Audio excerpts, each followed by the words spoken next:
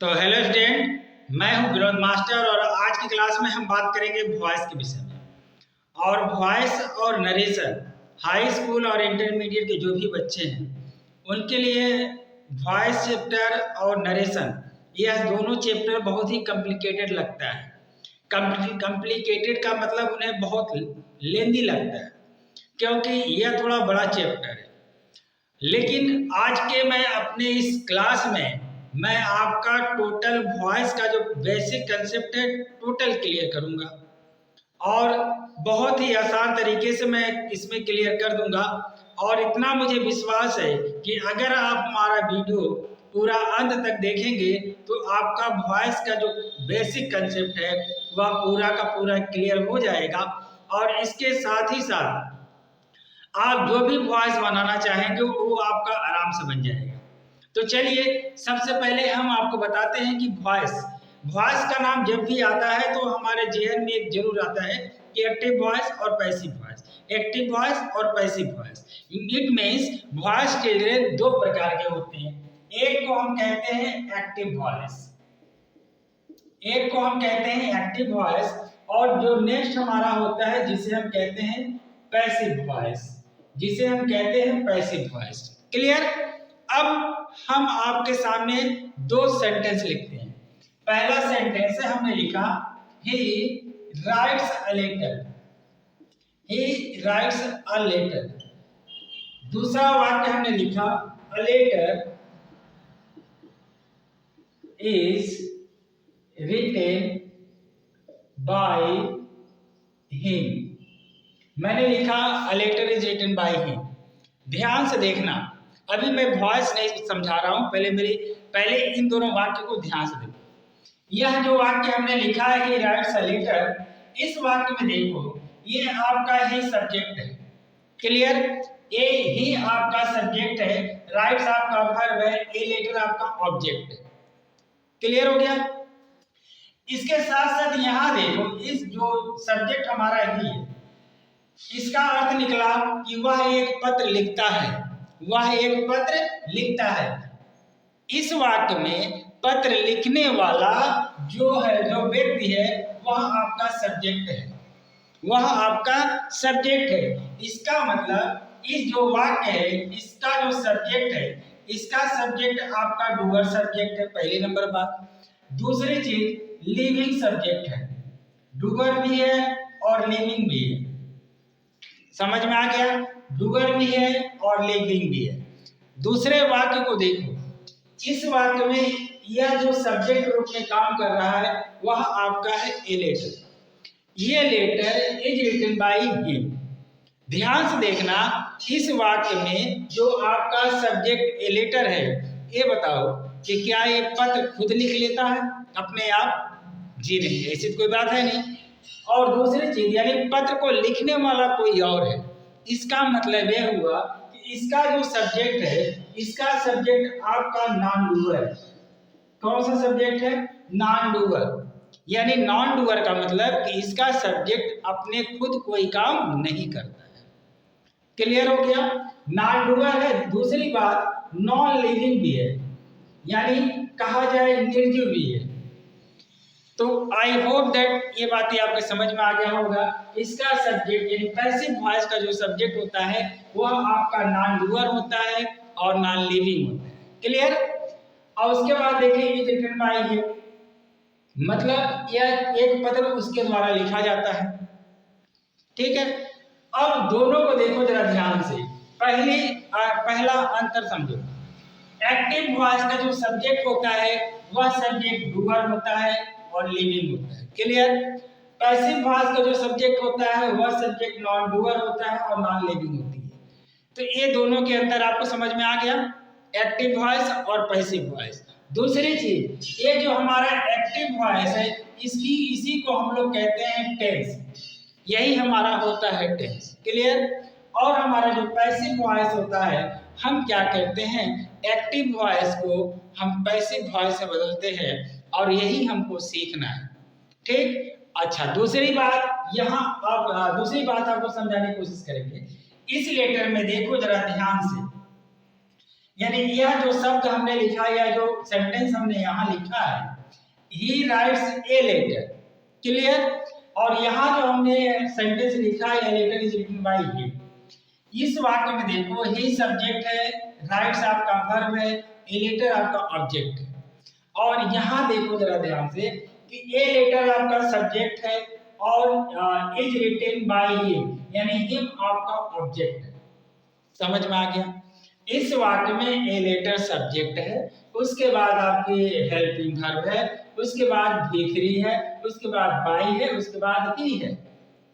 तो यहाँ देखो, यहाँ पर ये जो वाक्य था, यानी एक्टिव वॉइस में जो आपका ए लेटर है, पैसिव वॉइस में आकर आपका सब्जेक्ट बन गया। और यहाँ और दूसरी तरफ देखो, यहाँ टेंस में यानी एक्टिव वॉइस में जो ही आपका सब्जेक्ट था, वह पैसिव वॉइस में आकर आपका ऑब्जेक्ट बन गया। तो आई होप दैट इतनी बातें समझ में आ गई होगी। बात क्या कि एक्टिव वॉइस में एक्टिव वॉइस का सब्जेक्ट डूअर होता है और लिविंग होता है। पहली नंबर बात समझ में आ गया। और पैसिव वॉइस का जो सब्जेक्ट होता है वह आपका नॉन डूअर होता है और नॉन लिविंग होता है। यह बातें आपके समझ में आ गई होगी। दूसरी बात, पैसिव वॉइस का जो एक्टिव वॉइस का जो ऑब्जेक्ट होता है वह पैसिव वॉइस में सब्जेक्ट बन जाता है, और एक्टिव वॉइस का जो सब्जेक्ट होता है वो पैसिव वॉइस में जाके आपका ऑब्जेक्ट बन जाता है। इतनी बातें आपको क्लियर हो चुकी होंगी। अब आगे का क्या प्लान है? आगे का प्लान क्या है कि हम आपको क्या करेंगे, अकॉर्डिंग टू टेंस। हाँ, बीच के ये जो है ना, जैसे मैंने इज रिटन लिखा है, यानी यहाँ जो हेल्पिंग वर्ब है, यह हेल्पिंग वर्ब चेंज होते रहता है अकॉर्डिंग टू टेंस, यानी टेंस के अनुसार यह हेल्पिंग वर्ब बदलते रहता है। दूसरी चीज, यहाँ जो मैंने लिखा है रिटन, यह क्रिया की तीसरी रूप है। यह पूरे पैसिव वॉइस में यह बदलता नहीं है, चाहे कोई भी टेंस हो, चाहे कोई भी एक्टिव वॉइस को पैसिव वॉइस में बदलना हो, या उसके साथ हमेशा भी3 आएगा। और बाई प्लस सब्जेक्ट, और एक पहचान की पैसिव वॉइस बनाते समय हम बाई का प्रयोग करते हैं। तो इतनी बातें आपके समझ में आ गई होगी कि आई होप दैट, यानी पैसिव वॉइस का सब्जेक्ट एक्टिव वॉइस का सब्जेक्ट पैसिव वॉइस में एक्टिव वॉइस का जो सब्जेक्ट एक्टिव वॉइस का जो सब्जेक्ट होता है पैसिव वॉइस में ऑब्जेक्ट बन जाता है, और एक्टिव वॉइस का जो ऑब्जेक्ट होता है पैसिव वॉइस में सब्जेक्ट बन जाता है। और जो इनकी हेल्पिंग वर्ब होती है, जैसे यहाँ मैंने इज लगाया है, तो एम भी लग सकता है, आर भी लग सकता है, वाज भी लग सकता है, वर भी लग सकता है, हैज विल लग सकता है बीन भी लग सकता है, लेकिन यह डिपेंड करेगा आपके टेंस के अनुसार, यह वेरी करेगा आपके टेंस के अनुसार।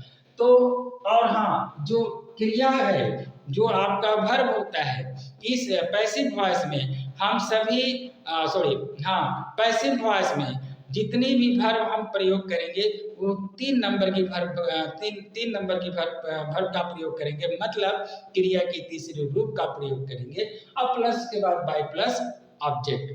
तो आई होप इतनी बातें आपको क्लियर हो चुकी होंगी।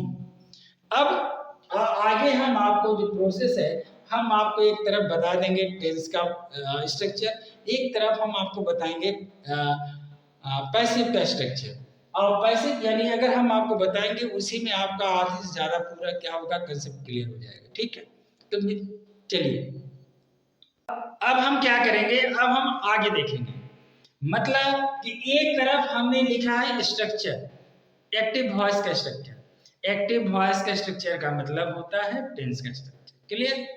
दूसरी तरफ हमने लिखा है पैसिव वॉइस का स्ट्रक्चर, मतलब कि हम एक्टिव वॉइस से जब हम पैसिव वॉइस बनाएंगे तो उसका स्ट्रक्चर क्या होगा। और दूसरी इंपॉर्टेंट बात हम आपको बताने वाले हैं, अगर आप सच में चाहते हैं कि हमारा वॉइस का कंसेप्ट क्लियर हो, तो आप कॉपी और पेन निकाल के ये जो स्ट्रक्चर है, इस स्ट्रक्चर को आप लिख लें।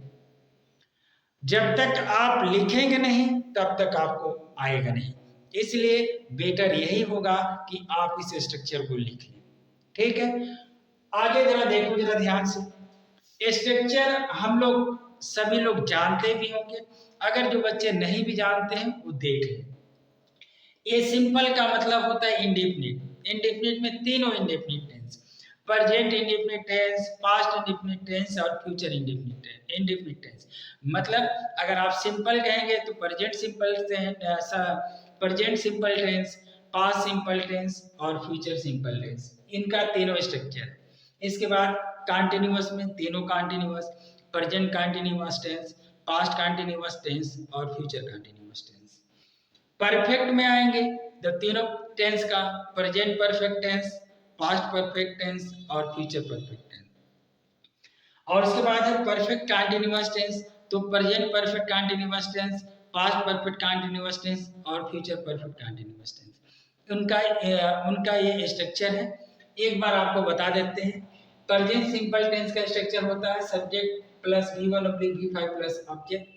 पास्ट सिंपल टेंस का स्ट्रक्चर होता है subject plus V2 plus object.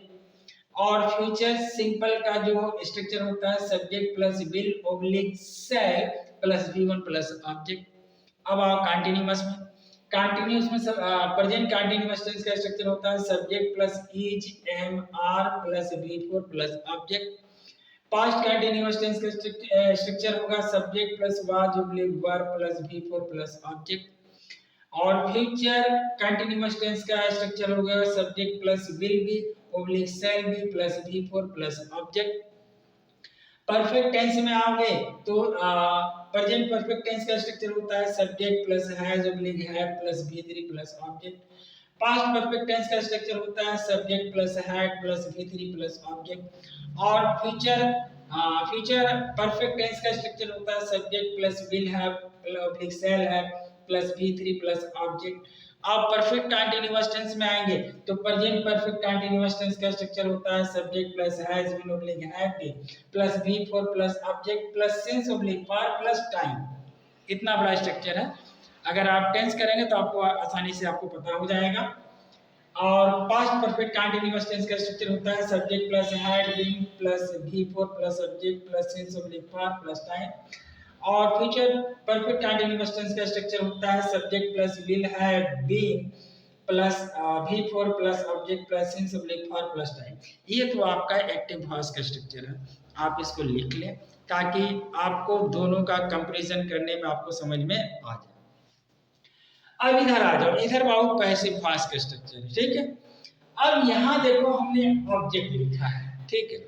तो जो इसका जो सब्जेक्ट होगा यानी एक्टिव वॉइस का जो सब्जेक्ट होगा वो यहाँ पर आके ऑब्जेक्ट हो जाएगा, ठीक है। तो उसी हिसाब से मैंने इस स्ट्रक्चर को लिखा है। तो सबसे पहले यानी प्रेजेंट सिंपल में देखेंगे, यानी प्रेजेंट सिंपल का मतलब होता है प्रेजेंट इंडेफिनिट टेंस, जैसे object plus is oblique am oblique are plus V3 plus by plus subject. Clear. Past में आइएगा, पास्ट इंडेफिनिट टेंस का स्ट्रक्चर होता है वो object plus was were plus V3 plus by plus subject. अब future indefinite tense में जो इसका स्ट्रक्चर होता है पैसिव वॉइस का object plus will be plus V3 plus by plus subject, यानी विल बी के बाद शैल बी का प्रयोग आप कर सकते हैं।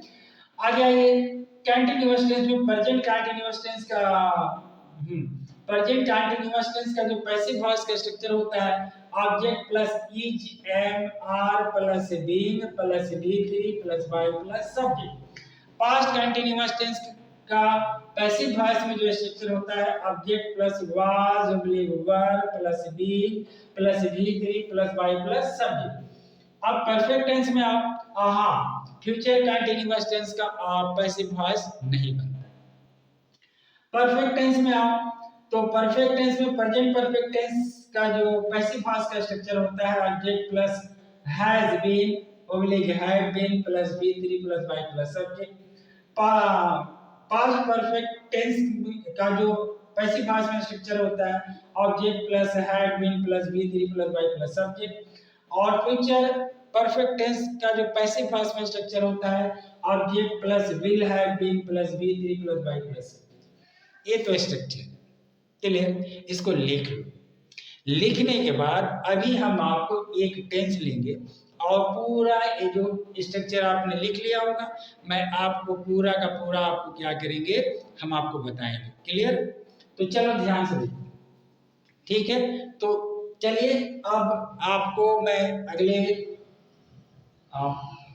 जैसे मतलब कि अगले टॉपिक में आपको क्या करूंगा, टॉपिक का मतलब नहीं, इसी वीडियो में एक क्या करूंगा, इधर में एक्टिव वॉइस यानी पूरा टेंस के रूप में एक स्ट्रक्चर लिखेंगे यानी वाक्य लिखेंगे और उसी वाक्य को क्या करेंगे हम पूरा का पूरा पैसिव वॉइस आपको बना के दिखाएंगे। ठीक है, अब देखो इधर हमने क्या किया है, इधर हमने एक वाक्य लिया है और उस वाक्य को मैंने एक्टिव वॉइस में लिख के रखा है, मतलब टेंस में लिख के रखा है, प्रेजेंट इंडेफिनिट टेंस में लिख के रखा है, पास्ट इंडेफिनिट टेंस में, फ्यूचर इंडेफिनिट टेंस में, प्रेजेंट कंटीन्यूअस टेंस में लिख के रखा है और पास्ट कंटीन्यूअस टेंस में बना के रखे हैं वाक्य को। और आपका फ्यूचर कंटीन्यूअस टेंस का पैसिव वॉइस नहीं होता इसलिए हमने नहीं लिखा है। परफेक्ट टेंस में आएंगे, present perfect tense, past perfect tense और फ्यूचर परफेक्ट टेंस का जो वाक्य हम बनाते हैं अंग्रेजी में वो हमने लिख के रखा है। देख लो क्या लिख के रखा है। प्रेजेंट टेंस में मैंने लिखा वह ही राइट्स लेटर, मतलब वह पत्र लिखता है तो उसको हम ट्रांसलेट कैसे करते हैं, he writes letter. Past tense में होगा तो he wrote a letter, future tense में होगा तो he will write a letter, present continuous में टेंस में होगा तो he is writing a letter, past continuous tense में होगा तो he was writing a letter, perfect tense में आ जाओगे तो he has written a letter, past perfect tense में आ जाओगे तो he had written a letter और फ्यूचर परफेक्ट में आ जाओगे तो he will have written a letter. Clear, अब इनको हम पैसिव वॉइस बनाएंगे। क्लियर, अब वही आपको देखना है। ठीक, यहाँ प्रेजेंट इंडेफिनिट टेंस में ही राइट्स लेटर, इसको आपको पैसिव वॉइस बनाना है तो भी पैसिव वॉइस में बनाएंगे तो हम पहले जो बनाएंगे प्रेजेंट इंडेफिनिट टेंस वाला तो हम क्या लिखेंगे, यानी इसका जो सब्जेक्ट है सॉरी इसका जो ऑब्जेक्ट है इसमें सब्जेक्ट बन जाएगा, यही ना, इसका जो ऑब्जेक्ट है ए लेटर इसमें सब्जेक्ट बन जाएगा तो हम लिखेंगे ए लेटर, ए लेटर। और इसकी जो सहायक क्रिया होती है ए लेटर के लिए हम लगाएंगे इज, अ लेटर इज। इसके बाद राइट की V3 होती है written, WRITTEN, a letter is written और उसके बाद लगाएंगे बाय और यहाँ लिखेंगे ही का ऑब्जेक्ट हो जाएगा, ही सब्जेक्ट है तो इसका ऑब्जेक्ट हो जाएगा ही। Clear, a letter is written by he. Past में क्या होगा, अ लेटर और इसमें सहायक क्रिया वाज और वर लगता है, a letter was written written by him, a letter was written by him। अब फ्यूचर में क्या होगा, a letter will be a letter will be written by him। I hope ये समझ में आ गया होगा। अब कंटिन्यूअस में क्या हो जाएगा, कंटिन्यूअस में होगा a letter is being written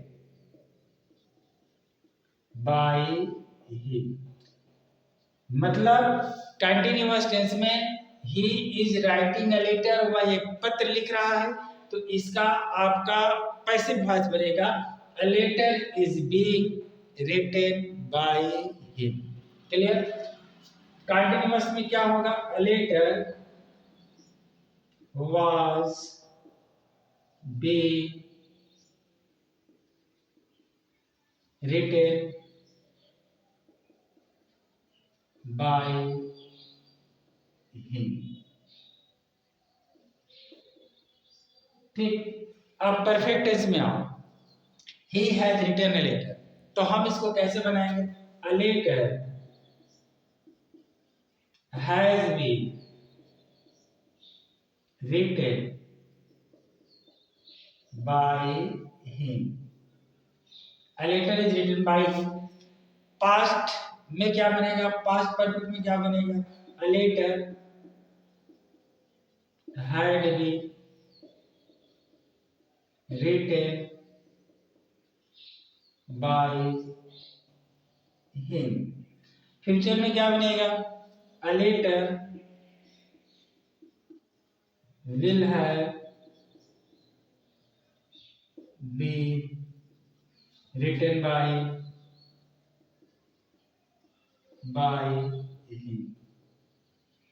I hope clear हो गया। देखो बहुत कठिन नहीं, एक बार आप भी एक वाक्य ले लीजिए, जैसे कि he helps me, he eats a mango, ठीक है, he plays cricket, कोई भी एक सेंटेंस ले लेना और उसको क्या करना, मेरी तरह बनाना।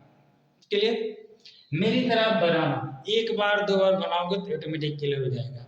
अब जब बेसिक क्लियर हो जाएगा तब उसके बाद क्या करेंगे, हम लोग एडवांस की तरफ चलेंगे। एडवांस का मतलब हम उसके तरफ चलेंगे, क्योंकि क्या सोच रहे हो, इतना आ जाने से क्या परीक्षा के लिए इनफ है? नहीं, बिल्कुल भी नहीं। ये आपका बेसिक है, इसके बाद चलेंगे हम एडवांस, यानी इसके बाद हम करेंगे जबरदस्त प्रैक्टिस।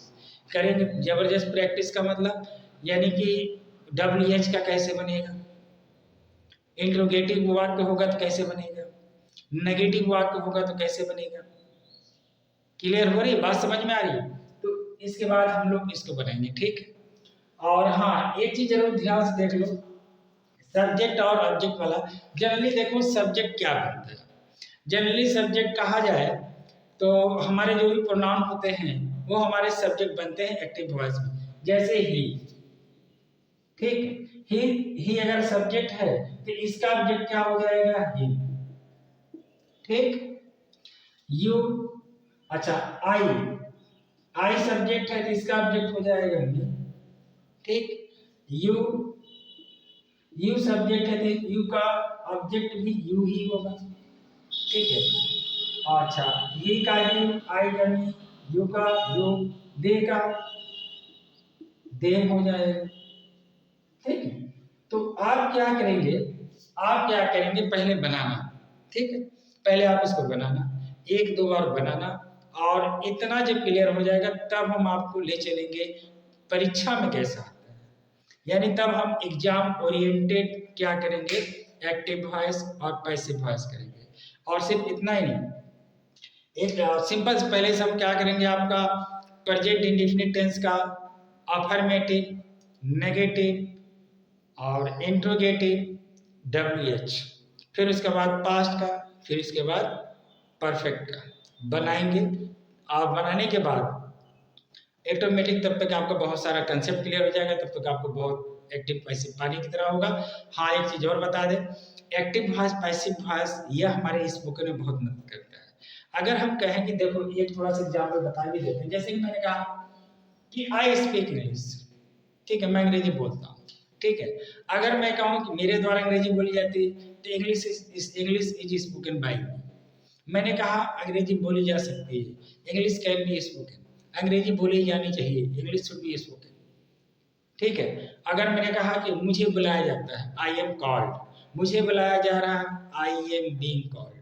ठीक है, इस तरह करके प्रैक्टिस हम करेंगे, लेकिन अब हम करेंगे दूसरी किसी वीडियो में। तब तक के लिए आप सभी का धन्यवाद, और आप सभी को मेरा वीडियो देखने के लिए एक बार आप सभी को फिर से धन्यवाद। मिलूंगा आपसे फिर हम नेक्स्ट अगले किसी वीडियो में, तब तक के लिए थैंक यू, जय हिंद और जय भारत।